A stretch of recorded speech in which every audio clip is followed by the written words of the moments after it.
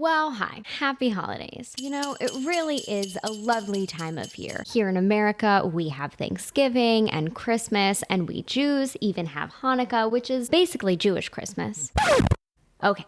We need to talk about that. It's a quick and illustrative way to explain one of our holidays to say that Purim is Jewish Halloween or that Hanukkah is Jewish Christmas, but also, no, that is not correct. It's also okay to understand that not every country, culture, or religion is going to fit in with our preconceived labels and boxes. Jews don't do well with being put in a box, unless it's biblical times and you're being hidden away from your creepy uncle or a king. Then boxes can be useful. That was a biblical joke for you guys. Just getting warmed up.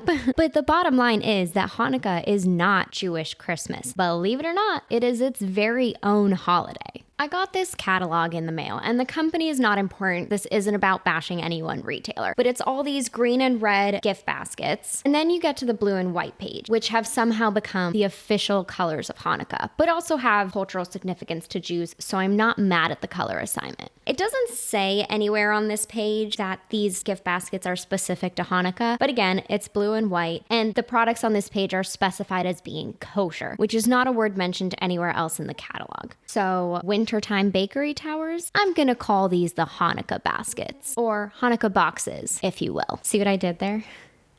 Boxes, because we were just talking about the boxes, okay? Now, before I dive into this, again, this is not about bashing a retailer or expecting everyone outside of my culture to be completely knowledgeable about it. Hell, I don't know much about how other cultures and religions celebrate their holidays. I mean, I'm also not manufacturing holiday products to sell to them, but I digress. See anything kind of funny here? Oh, I don't know, a certain triangle-shaped cookie with Jewish cultural significance, perhaps. If you're familiar with these triangle-shaped cookies called Hamantaschen, then you're already in on the joke. If you're here to learn more about Jews, howdy, hi, welcome. Hamantaschen are a Jewish cookie associated with our holiday of Purim, which takes place at a completely different time of year. So basically, someone must have Googled Jewish holiday cookie, and this is what they came up with. Also, I feel like these Hamantaschen don't look folded. They look like a triangle-shaped cookie cutter was used, which traditionally a round cookie cutter or a glass is used, and the dough is then folded into the triangle shape. Let me know in the comments if you have a different Hamantaschen experience, but I'm just saying. These sorts of missteps happen all the time. I would say we've even come to expect it. Bed and Bath put out a pillow that said Happy Hanukkah, why is this night different? Which is a theme associated with Passover. Actually, I think they've done that twice. Greeting cards get printed with a picture of a menorah or a Hanukkah and then say Happy Yom Kippur. And then there's the Hanukkah gnomes. Gnomes?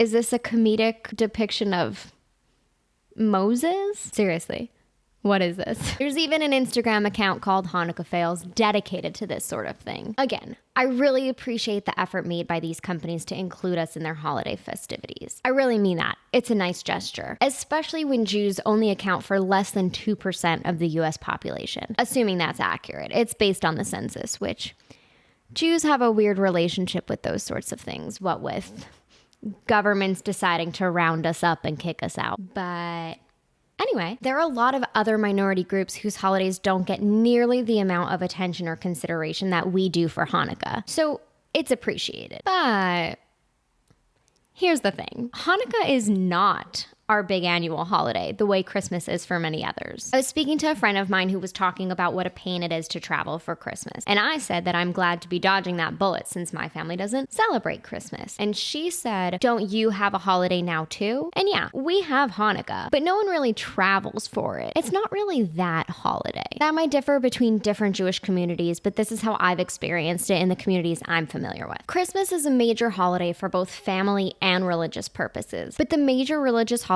for Jews are Rosh Hashanah and Yom Kippur, which usually fall out around September. And the major holiday for a family gathering would probably be Passover, which usually falls out around April. I say falls out around because the Jewish holidays are based on the lunar calendar, so the English dates for these holidays vary from year to year. I also feel like falls out on is a Jewish phrase. Is that a phrase that other people use? Or is that like one of our Jewish colloquialisms, like my friend is staying by me when she comes in?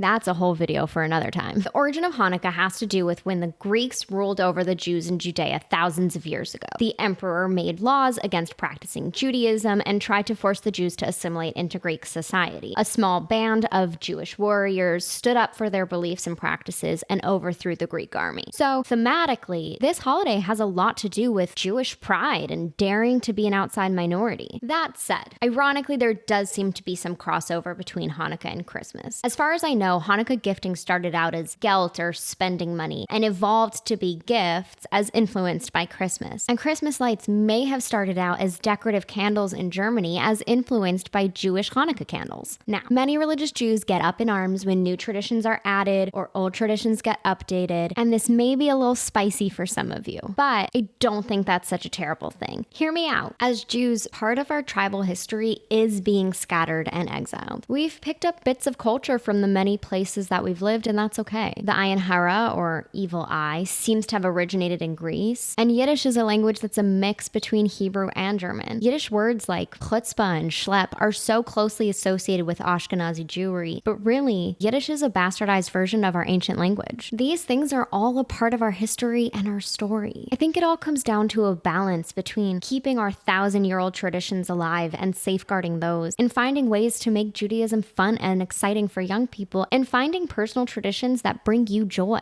The good news is that while historically we've always been looking for a sense of belonging and trying to fit in, times are changing, and now it's cool to be different and have culture, which Jews from around the world have no shortage of. Judaism isn't just a religion. Plenty of Jews aren't even religious, but we're part of this ancient tribe and civilization that's carried on practices and cultural customs through centuries of persecution. And I think that's pretty cool. And more than it becoming cool to have culture, it's become safe. For the first time in our history, there aren't laws against our customs and practices. So yeah, enjoy your holiday season with all the Americanized fixings. Decorate your mantle, bake sugar cookies, participate in the office gift exchange, but also remember what our own winter holiday stands for. Post your latkes and candles to your Instagram story and let your Jew flag fly. Wishing everyone beautiful, lovely, and safe winter holidays and a Hanukkah Sameach. If you enjoyed this video, feel free to like, comment, and subscribe. It really helps my channel grow. You're also welcome to check out my podcast. It's called What's Bugging Us. I'll link it down below. New podcast episodes every Tuesday. Well,